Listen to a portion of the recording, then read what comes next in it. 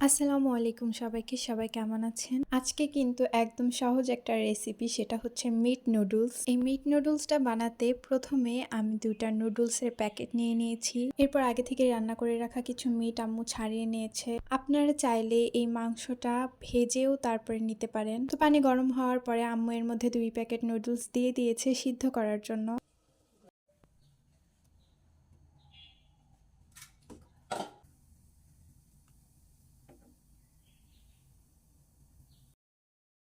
এই যে নুডলস সিদ্ধ হয়ে গেছে, এরপর আম্মু একটু তেল দিয়ে নিচ্ছে। তেলটা গরম হয়ে যাওয়ার পরে আগে থেকে কুচি করে রাখা পেঁয়াজ এবং মরিচ দিয়ে ভালো করে নাড়াচাড়া করে নিচ্ছে।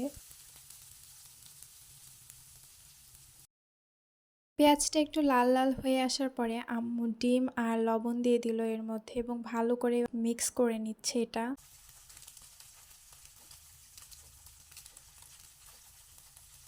এরপর এই মিক্সারটার মধ্যে আগে থেকে ছাড়িয়ে নেওয়া মাংসগুলো দিয়ে ভালো করে মিক্স করে নিতে হবে।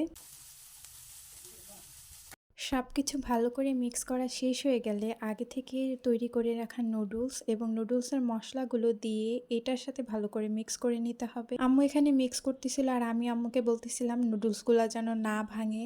আস্তে আস্তে নুডলস খেতে অনেক ভালো লাগে, তাই আম্মু সেই চেষ্টাই করতেছিল যাতে নুডলসগুলো না ভাঙে। অনেক চেষ্টার পরে আম্মু সফল হয়েছে।